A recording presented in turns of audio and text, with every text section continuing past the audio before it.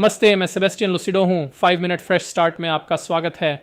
मैं ल्यूक अध्याय 23 आयत 39 में हूँ। इसमें लिखा है, फिर उन अपराधियों में से एक जो लटकाए गए थे ने उसे अपशब्द कहे, यदि तुम मसीह हो तो अपने आप को और हमें बचाओ। लेकिन दूसरे ने उत्तर देते हुए उससे डांटा, क्या तुम भी परमेश्वर से नहीं डरते, ये देखते हुए कि तुम भी उसी दंड के अधीन हो? और हम तो न्यायपूर्वक हैं, क्योंकि हमने अपने कर्मों के अनुसार अपना उचित प्रतिफल प्राप्त किया है। लेकिन इस व्यक्ति ने कुछ भी गलत नहीं किया है।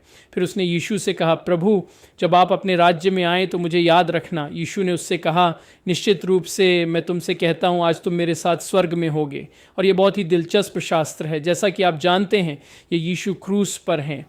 पहले सुसमाचारों में मुझे लगता है कि मत्ती के सुसमाचार और अन्य में वे वास्तव में कहते हैं कि यीशु के साथ क्रूस पर चढ़ाए गए दोनों अपराधियों ने उनके खिलाफ बोला, उनका अपमान किया, उनकी निंदा की। लेकिन इस व्यक्ति में कुछ बदल गया, इस व्यक्ति में कुछ मौलिक रूप से बदल गया। और हम मत्ती 27 में देखते हैं कि यहाँ तक कि रोमन सेनापति, वह व्यक्ति जो 100 लोगों का नेतृत्व करता था, उसके अधीन 100 सैनिक थे जो इस क्रूस पर चढ़ाने का नेतृत्व कर रहे थे। उसने कहा, यह अवश्य ही परमेश्वर का पुत्र है। तो क्या हुआ? यीशु ने कोई चमत्कार नहीं किया। उन्होंने किसी को ठीक नहीं किया, उन्होंने कुछ नहीं किया। उनके हाथ फैलाए गए थे और एक क्रॉस पर कील दिए गए थे। उनके पैर और टांगें क्रॉस पर थीं। वह वहां नग्न लटका हुआ था। उसने 7 बातें कही। उसने कहा, पिता, उन्हें माफ कर दो, क्योंकि वे नहीं जानते कि वे क्या कर रहे हैं। उसने अपनी माँ की देखभाल जॉन को सौंप दी, क्योंकि वह सबसे बड़ा बेटा था। कहा, आज तुम मेरे साथ स्वर्ग में होगे। उसने इस आदमी से कहा, मेरे भगवान, आपने मुझे क्यों छोड़ दिया? मुझे प्यास लगी है। पिता, मैं अपनी आत्मा आपके हाथों में सौंपता हूं। यह समाप्त हो गया। तो यीशु ने ये 7 बातें कहीं जब वे उसके हाथों और पैरों में कीलें ठोक रहे थे और उसे क्रूस पर उठा रहे थे। उस समय तक, उससे पहले उसे कोड़े मारे गए और पीटा गया, उसकी दाढ़ी उखाड़ दी गई थी, वह विकृत कर दिया गया था और वह लगभग 6 झूठे मुकदमों से गुजरा।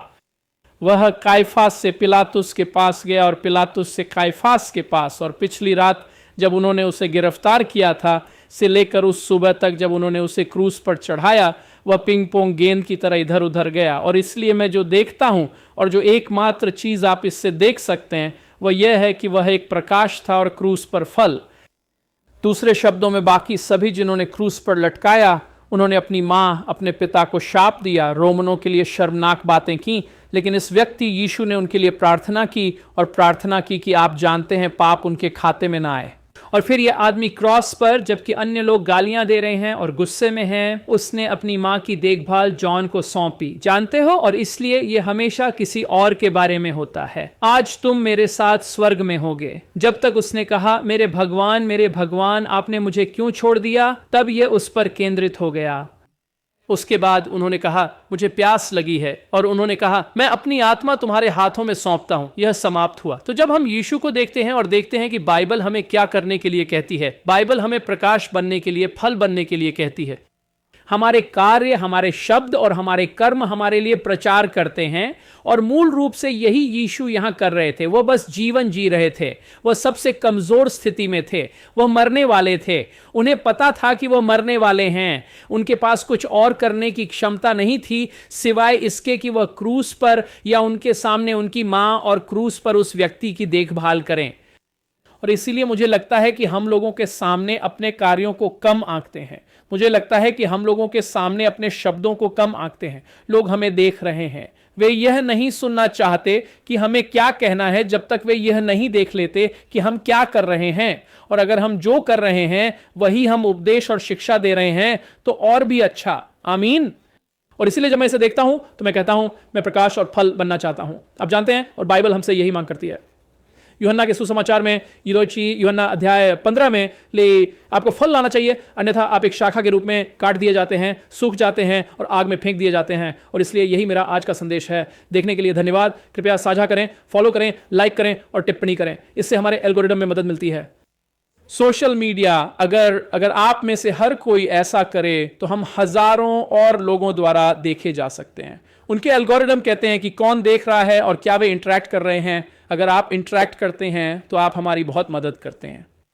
मुझे पता है कि आप में से कई लोग ऐसा नहीं करते। आप मुझे बताते हैं मेलवान मैं हर दिन देखता हूँ प्रे, और मैं आपको कभी लाइक्स या टिप्पणियों या शेयरिंग में नहीं देखता। और फिर दूसरी बात, हम मंत्रालय में यहाँ बहुत कुछ कर रहे हैं, कृपया हमारे साथ साझेदार बनने के लिए प्रार्थना करें। हम अभी भी $425 प्रति माह दानदाताओं के लिए प्रार्थना कर रहे हैं। आप जानते हैं हम आधे से अधिक रास्ते पर हैं।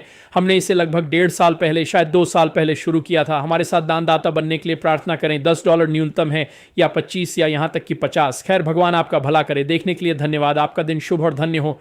आज देखने के लिए धन्यवाद। सूचित रहने और मंत्रालय के साथ खड़े रहने के लिए watchersoftruth.com पर जाएं। आपको मुफ्त संसाधन, पूरी शिक्षण श्रृंखला और सुसमाचार फैलाने में हमारे साथ साझेदारी करने के तरीके मिलेंगे। आज ही watchersoftruth.com पर दान करें।